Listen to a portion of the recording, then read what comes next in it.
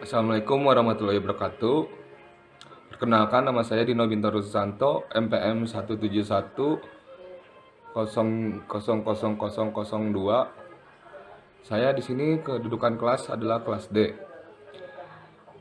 Saya akan membahas tentang kekuatan hukum perjanjian jual beli e-komersi.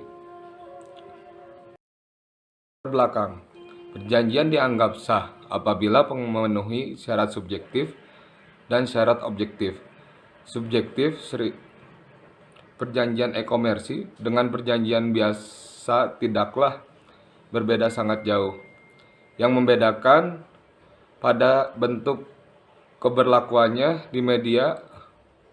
Dalam perjanjian biasa digunakan dalam tinta dan kertas serta berdasarkan kesepakatan para pihak. Setelah membuat kesepakatan, maka perjanjian tersebut diikat setelah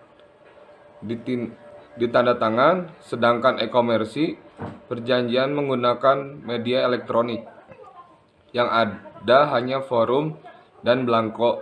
Klausula perjanjian yang dibuat salah satu pihak yang ditulis dengan ditampilkan dalam media elektronik atau halaman web. Kemudian pihak yang lain cukup menekan tombol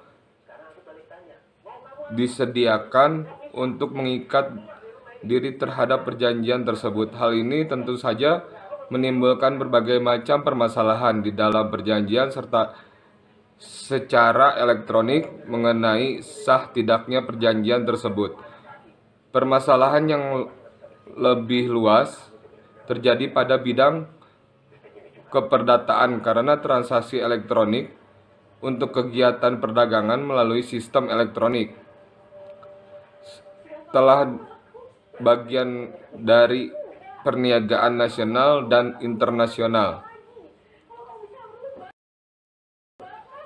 Dalam praktek jual beli secara online dapat beberapa tindakan yang berbeda dengan jual beli yang dilakukan secara tidak online, antara lain: yang pertama, antara penjual dan pembeli tidak melakukan tatap muka. Yang kedua, kesepakatan dicapai secara tertulis dan dalam media elektronik. Yang ketiga, dalam transaksi online, tanggung jawab atau perjanjian dibagi kepada para pihak yang terlibat dalam jual beli tersebut. Yang keempat, sedikitnya ada 4 pihak yang terlibat dalam transaksi online. Yang kelima, pihak tersebut antara lain perusahaan penyediaan barang, penjual, pembeli, perusahaan penyediaan jasa pengiriman, dan jasa pembayaran. Yang keenam, dalam transaksi online terdapat bagian-bagian tanggung jawab pekerjaan, yaitu penawaran dan pembayaran dan pengiriman. Yang ketujuh, terdapat perjanjian-perjanjian khusus yang disepakati keduanya. Keabsahan perjanjian melalui e-komersi. Undang-Undang Informasi Transaksi Elektronik Undang-Undang ITE Nomor 11 Tahun 2008 merupakan dasar hukum utama bagi e-komersi di Indonesia. Hukum yang sama dengan kontrak konvensional sebagai ditentukan pada pasal 18 ayat 1 Undang-Undang ITE berbunyi, transaksi elektronik yang dituangkan ke dalam kontrak elektronik mengikat para pihak. Pasal 19 Undang-Undang ITE menyatakan bahwa para pihak yang melakukan transaksi elektronik harus menggunakan sistem elektronik yang disepakati. Jadi sebelumnya melakukan transaksi elektronik, para pihak harus sepakat untuk menggunakan sistem elektronik untuk melakukan transaksi. Keabsahan perjanjian melalui e-komersi. Secara umum, suatu transaksi perdagangan seyogyanya dapat menjamin: yang pertama, kerahasiaan. Data transaksi harus dapat disampaikan secara rahasia sehingga tidak dapat dibaca oleh para pihak yang tidak diinginkan. Yang kedua, keutuhan, integrity. Data setiap transaksi tidak boleh berubah saat disampaikan melalui suatu keseluruh komunikasi. Yang ketiga, keabsahan para pihak melakukan transaksi, bahwa sang konsumen adalah seorang pelanggan yang sah pada suatu perusahaan penyelenggaraan sistem pembayaran tertentu, misalnya kartu kredit, Visa, Mastercard, atau kartu kredit seperti Qualifa dan Stancard. Dan keabsahan keberatan perdagangan itu sendiri. Yang keempat, keabsahan transaksi. Keabsahan data transaksi. Data transaksi itu oleh penerima diyakini dibuat oleh para pihak yang mengaku membuat. Biasanya sang pembuat data tersebut membutuhkan tanda tangan.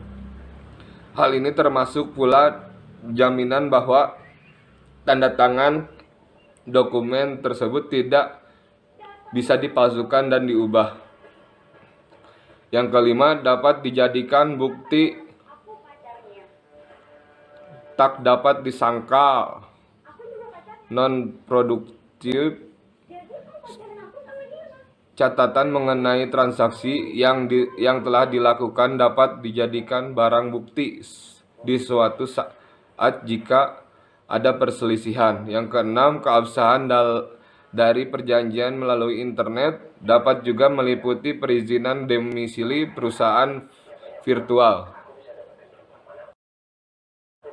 Keabsahan perjanjian melalui e-commerce. Saat ini terjadi transaksi dalam perjanjian secara online ini. Terdapat beberapa teori, di antaranya teori kehendak. Dikaitkan dengan teori ini, maka terjadi kontrak adalah ketika para penerima menyatakan penerima dengan menulis email. Yang kedua, teori pengiriman. Menurut teori ini, terjadinya kontrak adalah pada saat penerima mengirim email. Yang ketiga, teori pengetahuan. Menurut teori ini, terjadinya kontrak adalah sejak diketahui email dari penerima oleh penawar. Yang keempat, kepercayaan. Teori kepercayaan. Menurut teori ini, kontrak terjadi pada saat pernyataan penerima tersebut selayaknya telah diterima oleh penawar. Di Indonesia belum ada ketentuan semacam ini. Ajaran yang umum diikuti menyatakan bahwa suatu perjanjian dianggap lahir saat offer menerima jawaban. Akibat hukum terkait perjanjian jual beli e-commerce barang melalui e-commerce. Berdasarkan ketentuan pasal 1 ayat 2 Undang-Undang tentang Informasi dan Transaksi Elektronik disebutkan bahwa transaksi elektronik adalah perbuatan hukum yang dilakukan menggunakan komputer, jaringan komputer, dan atau media elektronik lainnya. Transaksi jual beli secara elektronik merupakan salah satu perwujudan ketentuan di atas. Pada transaksi elektronik ini, para pihak dikaitkan di dalamnya melakukan hubungan hukum yang dituangkan melalui suatu bentuk perjanjian atau kontrak yang juga dilakukan secara elektronik dan sesuai ketentuan pasal 1 angka 17 Undang-Undang ITE disebut bahwa kontrak elektronik yaitu perjanjian yang dimuat dalam dokumen elektronik atau media elektronik lainnya. Kesimpulannya, e-commerce tidaklah terlepas dari ketentuan-ketentuan hukum perikatan, khususnya perjanjian sebagaimana yang diatur KUH Perdata. Dalam melakukan transaksi jual beli secara online, e-commerce ada beberapa aspek hukum yang harus diperhatikan, antara lain perjanjian jual beli, penawaran dan persetujuan antara penjual dan pembeli. Persyaratan-persyaratan yang telah disepakati oleh para pihak terkait terutama yang menyangkut mengenai masalah pembayaran penyerahan barang dan pengembalian jenis transaksi berupa adanya perjanjian tertulis dan adanya tanda tangan asli dari kedua belah pihak yang bertransaksi. Kinerja perjanjian dan bersengketaan dapat terjadi apabila salah satu kedua belah pihak yang telah berjanji tidak memenuhi satu atau lebih butir-butir perjanjian terkait, maka akan ditindak tindakan hukum yang berlaku sesuai dengan jenis kasus dan aturan yang berlaku.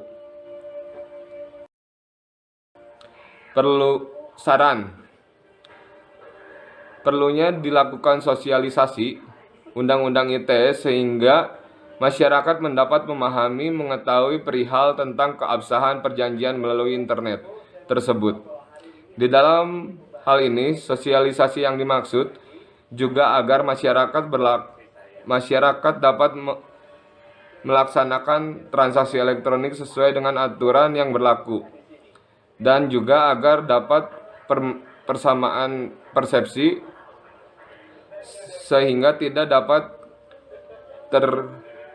kendala dalam penerapan bagi para pihak yang tidak melaksanakan tanggung jawab sesuai dengan perjanjian yang telah disepakati bersama, dapat mengajukan gugatan perdata untuk memperoleh pembayaran ganti rugi dan bisa dituntut secara pidana jika barang yang diserahkan tidak sesuai dengan yang diperjanjikan. Terima kasih. Presentasi dari saya. Assalamualaikum warahmatullahi wabarakatuh.